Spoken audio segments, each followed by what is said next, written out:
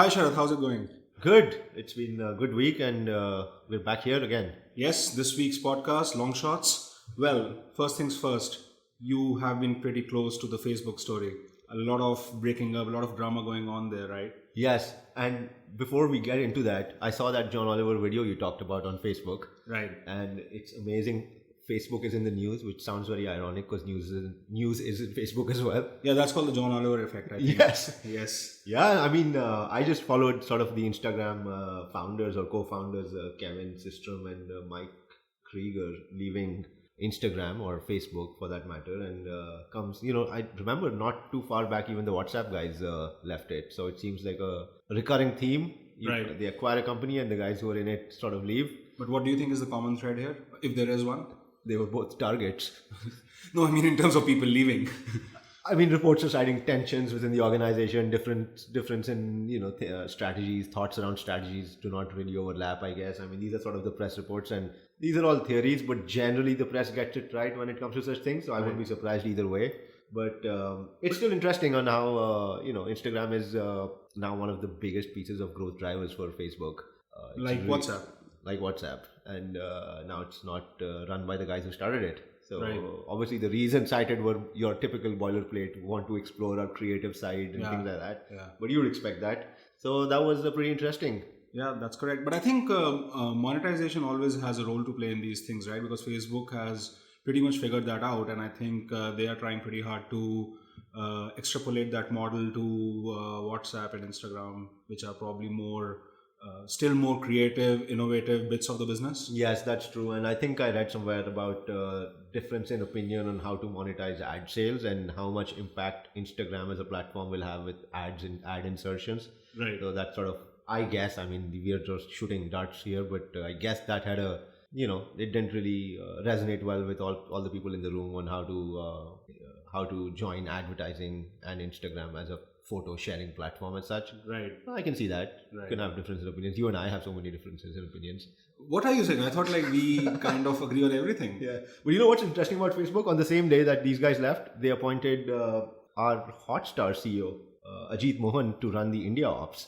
Oh, really? And that's pretty interesting because it clearly tells you that Facebook sees how valuable it sees content in the Indian growth strategy. Right. And Hotstar, obviously, we've discussed it in detail about how it's really ramped So up. pretty much aligns with the video first strategy of Facebook streaming Yes, exactly. within the emerging markets yeah. in India, of course. Yeah, including and that, now right? they've roped in a guy to run the India ops who's done well, I guess. Taken the subscriber count to 75 million over. Right. Biggest OTT player in India. Right. Key content. But I have a feeling, considering how commercial Hotstar is, I think he will fit in pretty well. Yeah, that's true. Well said. Right. Speaking of other things, I was also reading yesterday the article that you had shared on things which are essential and which are non-essential. So tell me, Sharad, do you think air conditioning is essential? It's essential in the months of May, June, July, August Do for sure. you think a refrigerator is essential? That's essential through the year. Okay, a washing machine? That's pretty essential as well. Well, for people who are listening and just to kind of get them up to speed, these are a few of the items on which custom duties have been hiked. As of yesterday midnight, if I remember correctly, and they form link to the 5-point economic plan announced by the finance minister in order to control the dollar. Yeah, it's the one that we talked about in the last podcast, right? Right. And we were sort of saying that they haven't really clearly demarcated what essential is and what non-essential is, but now they have. Yeah.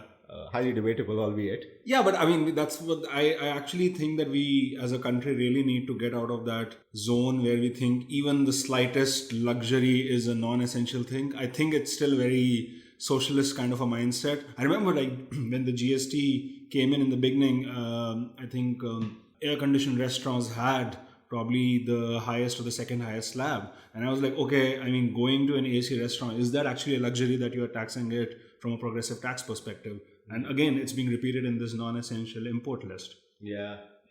I guess, I mean, the argument they can probably make is that importing it is non-essential, but homegrown products in the same space, you lean on to those, I guess, but it's a weak argument. Trust me, there's been some time since I've seen a homegrown AC. That's true. Yeah, so I think that's going to affect a few things. Yeah, Yeah, that logic probably sits with footwear and other aspects, but And in the same list, you have aviation fuel. I know, I saw that. That is pretty cool, right? You have aviation fuel and ACs in the same list, right? I mean, so that way it kind of is a mystery how these things are decided. Yeah.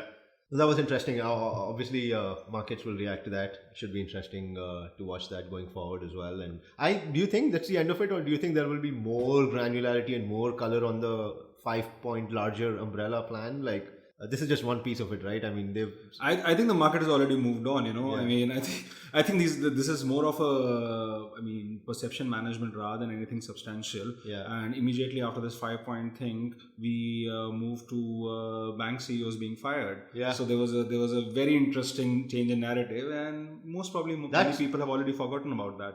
That the bank CEOs is very interesting. I need to ask you some things about it because I know we were talking about it downstairs the other day, and you were talking about Yes Bank and Axis Bank and ICICI Bank and how Chanda Kochar and Rana Kapoor, is it? Yes, Rana yes. Kapoor, and how he's not You're getting. so casual about his name. He's a pretty big deal. The market reacted by it, 30%? Yeah, the stock tanked 30%, and Sharada's Rana Kapoor. Anyways, So what's going on? so what's going on is that basically the Reserve Bank of India is cracking hard on private sector banks, and it started with Shikha Sharma, CEO of Axis Bank, whose tenure was cut short to December this year. Yeah. That was not really a bit of a shock, but the real shocker came when Rana Kapoor, the CEO and founder of Yes Bank, promoter, he owns almost 20%.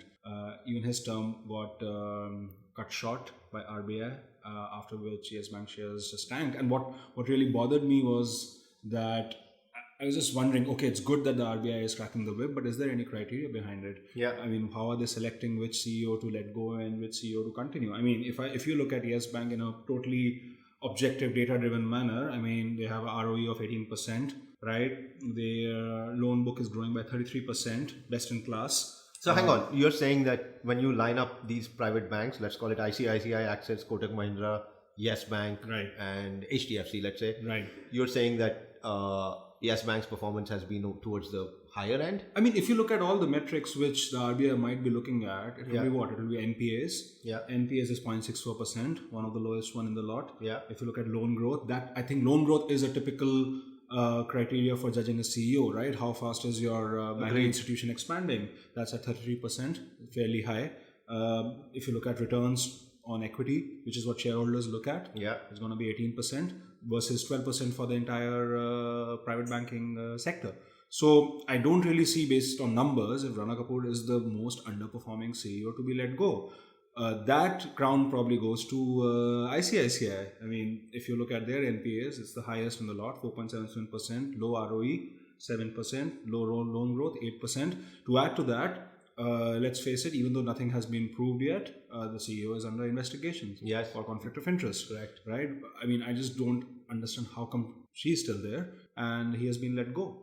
Scapegoat. Yeah, so I mean, that's why I just think it's kind of, I mean, it is kind of going in the right direction, but there's also traces of regulatory overreach.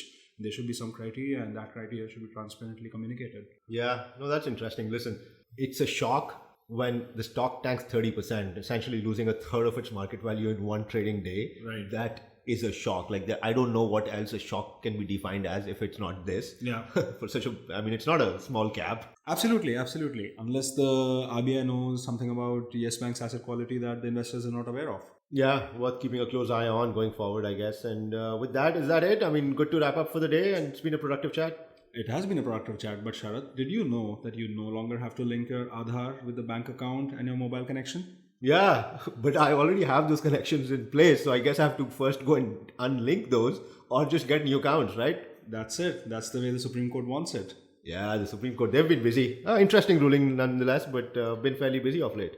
Yes, they have been. They have been, I think, doing a lot of the things that the parliament normally does, Yeah. but broadly in a good direction, in my view. Yeah, and with that being said, let's wrap up today's podcast, and it was really good being here again. Yes, this is Nikhil, And this is Sharad. signing off.